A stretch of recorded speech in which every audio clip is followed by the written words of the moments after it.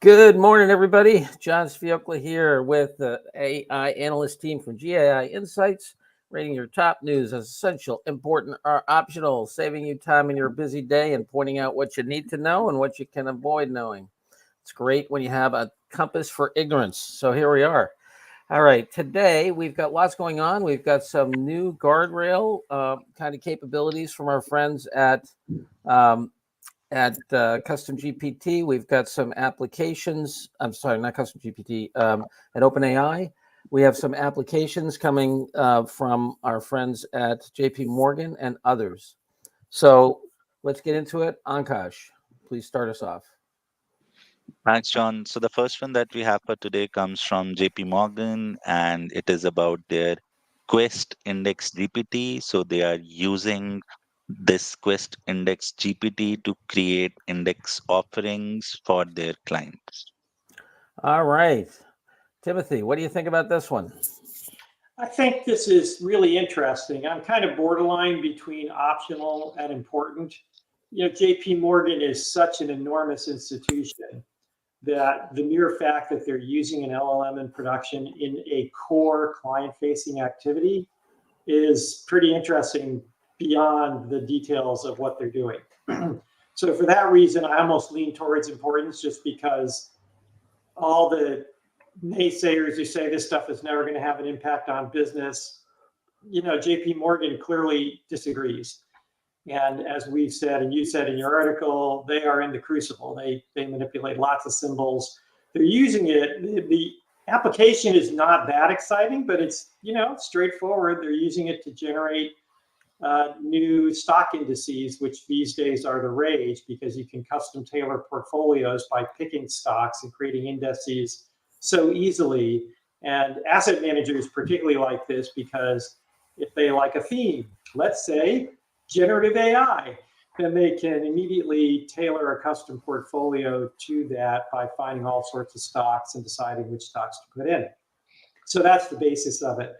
And so I'd say, I might lean towards important just because it's a production, client-facing, not internal application by the largest financial institution in the world, just about. There you go. So we got we're landing on important. I'm hearing important.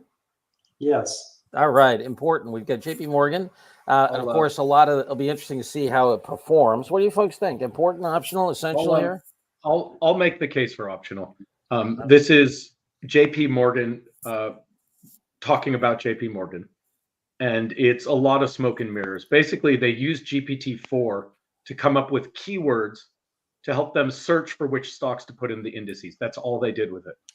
They're not really using an LLM in production, and everything else in the article is sort of forward-looking about what they might do in the future with generative AI. So it's cool that they use GPT-4 to help come up with keywords to search for stocks to put in an index. It's not really all that impressive to me. All right, so this is more CEO public relations. Yeah, it's a product announcement. As I said, I was on the border. It's a product announcement at the end of the day. Yeah. And he's right. Adam is right in that it's static. They only use the product won't actually use generative AI. They should use generative AI to get the keywords to decide which things to put into the product. Yeah. That's correct. And I bet they use generative AI to make that graphic we're looking at. No. But it is pushing in the right direction, to Tim's point. I ended up saying optional. I was also on the border. At the end of the article, they talk about this being very static yet. So this not right. That when they put the index together, say it's a cloud stocks, right? They can't yet they haven't figured out a way to make it adjusted in time. So that means it's probably not as usable as needed. I would, at the moment, I would put it optional. I decided optional.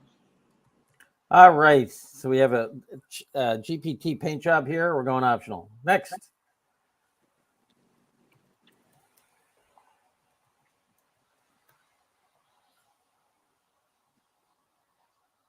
Ankash, can't hear you if you're talking. You're on mute, Ankash. Yeah, sorry, I was speaking on mute. Yes. So the next one comes from Ethan Mollick, and he talks about confronting impossible futures. So things that we should be certain about or we are not certain about, but we should plan for them. All right, Ethan Mollick making the case for strategic implications in our strategy planning. What an idea. What do folks think here? Let's see, who did I have for Yeah, Adam? Yeah, Yep. go for it. So it's an interesting article. I think it talks more about why people aren't planning than actually offers any real thought about how to plan or what planning could be done. Yes. I've rated it as optional. Towards the end, it does talk a little bit about sort of considering 4 different scenarios, and they're basically, I don't remember exactly, but it's like LLMs basically stay at the level they're at. They continue to increment linearly, they increment exponentially, or we get AGI. And sort of like, if those are the end game scenarios, we should be considering all of those and having plans for them is basically the thesis. But he doesn't say much about exactly how to do that. It was more sort of a speculative piece around why people probably aren't doing that. So I gave it an optional, but it is definitely something that gave me a little pause for consideration. All right, we get an optional here. So Tim? I'll make usually I'm a hard grader, but I'm going to make the case for important here. Once again, I think the point he's making is that people aren't planning. But even though this thing is disrupting and causing all sorts of chaos right now in its current state, that to me was the big messages. Okay, who cares? Not who cares about AGI, but AGI in and of itself is interesting if you're doing long-term planning, potentially, and an interesting subject. But what's really important is this shit is happening right now, okay? Mm-hmm. And nobody is really seriously planning it into their current, even 2-3 year plans in any significant way that they're really taking seriously. Mm-hmm. I think that's a little over the top, as we just saw at JP Morgan. Lots of organizations are thinking about this. The question is, how strategically are they thinking about it in the context of the transformation of their industry and potentially themselves as a result? So yes. I think for the AI leader, this is a good wake-up call. If you're already doing this, great. If you're not, you need to take this more seriously and put some elbow grease to it. Yeah, I agree with Tim. I think I rated it as important with the main message being, hey, listen, doesn't matter what happens essentially with LLM. It's unlikely they will stay static. They are advancing and people are still raising lots of money to make it advance. So it's likely they will advance. But if you're not planning for LLMs being used and disrupting you, you really are in a blank spot. So yeah, it's an important message, and I think we should rate it as important. Okay, we're gonna give it. I can get behind that. Although I would say, if you're an AI leader and you're not planning, what are you doing? Yeah, I don't know. Yeah, I mean, I'm going to do a little bit of obnoxious, Harvard versus Wharton stuff. This is some really half-baked discussion of strategy. I mean, if you really do strategy, right, you take critical trends and you do scenarios and you look at the core economics and so forth, and he kind of dances around that. He does. It's true. So it's really half-baked scenario planning that could be much better done by others in the past, including some of my friends and maybe even me. But the point is a wonderful point. So we'll give it an important and giving Ethan a break because he pumped it out for his blog post here. All right, important it is. I'm just spoiled. There's a group called Ergo that I do some work with, and they are the best scenario planners I've ever seen in my entire life. They are spectacular. Speaking of planning. All right, planning. Sorry, Ankash, I talked over you. Go for it. Thank you. No worries. So the next one we have comes from LangChain, and they are talking about planning for agents in this piece. All right, we got planning happening here all around us. This is a different kind of planning. Luda, what do you think? Yeah. I love that sigh. Yes, I was between optional and important, landed on optional, but very interested in getting other people's opinions. So what the article is about, it's about agents. And we discussed agents at various points, believe like a group that agents will be important going forward. This article points out that to really get agents to do complex tasks, you need to give them content, context, local, the specific domain knowledge, and give them a structure in which they can reason. Without that, they're not very effective.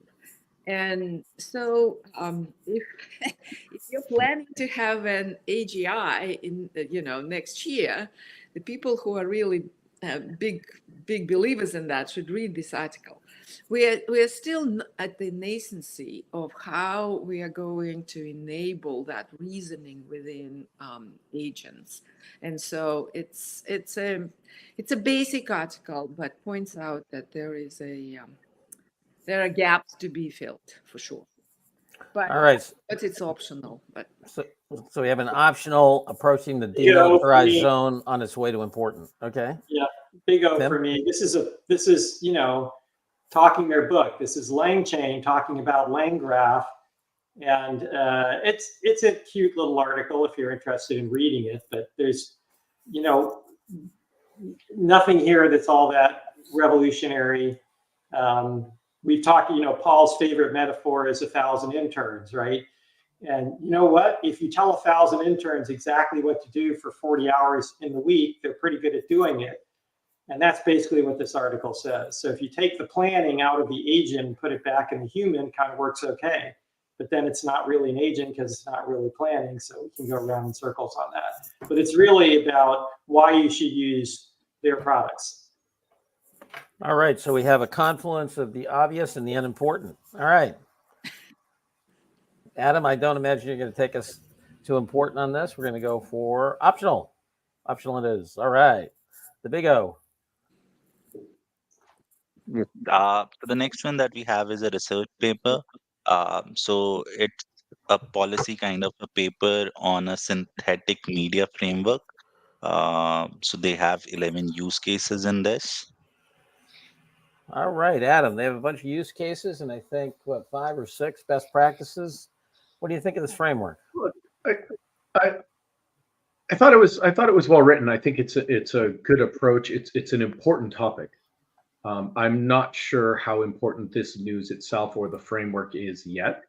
I think it's good thought leadership in the space. I was on the fence, but so what we're talking about here is, as it describes there, as Ankaj has brought up, in some of these use cases, it's synthetic media. So it's when you're using Adobe's image generation, right? And how did they actually approach that with transparency and full disclosure?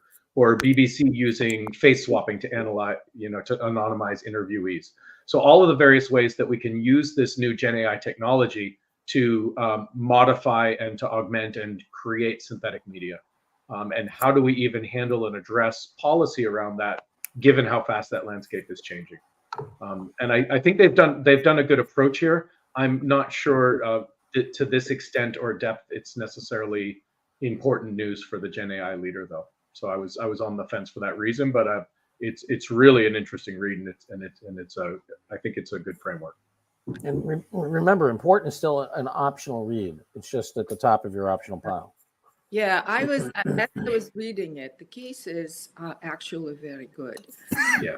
I'm not usually very go for essential, but I was thinking we should rate it important, if not essential. Essential, that's where I was leaning, because well documented 11 cases, how with best practices pointed out in this paper, and they kind of grouped them and said, this is the best practice, this is the best practice along the framework. Granted, the framework will change, but I think it's a way for a business leader or an AI leader to state, look, this is possible. And companies like on this list, the great companies on this list have already done it and implemented it well, right? So we can do it too. So I think it is quite an important piece. All right, Timothy, where are you on this? Yes, it's best practice, which A is pseudoscience. Okay, so best practice is the best you can do when you're starting out. You don't have anything else. You do some case study research. So I'll pick out all business school, John. Case study is just what it says. It's like, oh, this one seems to work for what we want to teach. Let's use that. But there's Tim, no induction is the mother of theory. Yeah, exactly. So I'm not totally against it. And these are some good case studies. I just don't get the relevance to an AI leader at an enterprise level because they don't really have much control. This is for Adobe, for Apple, for Microsoft, really important. If I'm at an enterprise, I can learn something. I could give it an important maybe because I could learn something. It's research, it's case study, but there are some good case studies, and maybe I could think of things that I might do or not do, or products I might use or not use as a result of it. But it's kind of marginal at that level. It's not going to affect my core development processes because generally I don't have control over these levers. Well, but it could inform your AI policy and your disclosures. It could, to your right? That's what I'm clients. saying. So indirectly, it can give me a set of notions of what other people are doing. But in an early stage, I'm also extremely skeptical of what other people are doing, particularly vendors, because they always have lots of agendas in play. Yeah, all right. I'm going to land on important on this one. I think it can inform policy. You can learn from others, and I think it can inform policy both in terms of what you demand of your vendors, as well as you use Gen AI in your products and services, what kind of disclosures and guardrails you might think about putting together in your own AI policies. All right, we're going to give this the big I. Important it is. Next, Ankash. Okay, the next one is from Cohere, and Cohere has raised $500 million. Wow, I tell you, was it? I'm trying to remember the name of the senator who said, billion here, billion there. Before you know it really adds up. Luda, what do you think here? Well, it's optional news, but it's kind of interesting to note that they've raised $970 million. Yeah, it's incredible, and the evaluation is at 5.5 billion.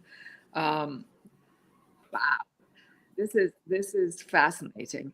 The goodness here, this is Cohere is focused on enterprise. They're working with customer by customer, kind of evolving their best practices and strengthening their framework. I think this is a great raise. We will be watching Cohere going forward for sure, because 500 million is a lot of money. All right, so we're getting optional here. What do you think, Tim? Optional, but it's always eye-watering to look at these valuations. So let me do the math here. $5.5 billion valuation, and they triple their revenue to, are you ready? 35 million. So by my math, that's well over 100 times. A heck of a multiple, yeah. Something like that, well over 100 times sales. Now they have $1 billion, presumably a lot of that in cash. So, that's worth a lot. But even if you say, okay, we'll take the billion out and it's only 4.5 billion, that's still over 100 times sales. So these are just eye-watering valuations. And, if it's a Facebook or a Google, it can grow into those valuations, but there's one or two of those for thousands that don't. So, yeah. So optional, but always interesting to see just how bubblicious the market is right now. Yeah, I thought it was interesting that some of the stuff in here about how Cohere is willing to build models, custom models, build models behind the firewall. Wasn't clear if they'll actually license the source code, but I think they're competing with the likes of Inflection and so forth, who are really thinking about pardon me. It's a big market. I mean, and they're definitely differentiated from OpenAI right now, I think. And Google. And to your talk on the Learning Lab even last night, John, right? In terms of owning your own intelligence, that's what they're going after, right? Yeah. Because they're cloud agnostic. It can be private cloud. You can run it on site. Like if people don't want to give up their data to all of these foundational models, Cohere's going to be a strong choice. Yeah, absolutely. All Yeah. right, we're landing on optional here to keep an eye on Cohere. And Ankash, please give us the last article. The last one comes from OpenAI, and it talks about how they have introduced some compliance and admin tools for ChatGPT enterprise customers. All right, Tim, all those worries that I had last night and this morning about owning your own intelligence, I don't need to worry, right? Is that what you're No, thinking? no worries at all. Yeah. I mean, this is OpenAI playing catch up to really to their, sort of big brother owner, Microsoft at one level, and just providing straightforward tools for doing certain things so that if you're in regulated markets, you can at least feel comfortable that they can tick all the boxes they're supposed to tick. So good for them. It's a product announcement, not that exciting. I call it optional. All right, and this gives you control over them. They make assurances that they're not doing any training, that handling of the They've data. been saying that forever. I know. The new stuff here is the granular levels of access control, the integration with single sign-on, basic blocking and tackling that if you really want to be successful in enterprise, you just kind of got to have SOC 2, Type 2 compliance. These are just boxes you have to be able to check if you're selling to a financial service firm or a healthcare firm. Yep. All right, and we're giving this the big O, optional. All right, Ankash, give us a tote board. John, just coming up. All right, we have 2 importance and 4 optionals today: confronting impossible futures, and from principles to practices, a framework for disclosure and applying useful, what's the word I'm looking for? I guess additional disclosures on what you're doing and how your models work. All right. Any important things to tell our audience here today? No, but I'll give it, here's something I will exhort the audience to do, because when I first saw the title of that principles to practice, I thought it was applying LLMs to policy. Like global policy, national policy, local policy, which by the way, seems to me should be in the crucial. It's all words in the crucible. It's all words. And nobody seems to be doing it, and might be quite interesting and helpful. Yes. Oh, it's going to be, I believe that a lot of government labor is going to go away as we build these things out. It's going to be. Yeah, and also the combating disinformation. There's just a million things in that realm that are pretty important that don't seem to be getting a lot of attention right now.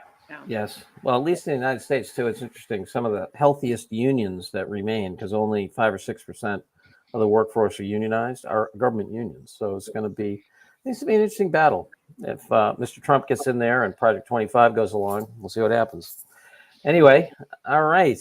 John, one more announcement. Thanks. On last night's Learning Lab, we had both 5 minutes from you about how WINS meets Own Your Own Intelligence, as well as a great talk by Roya Kandalan on fine-tuning Gemini in AI Studio and Vertex AI.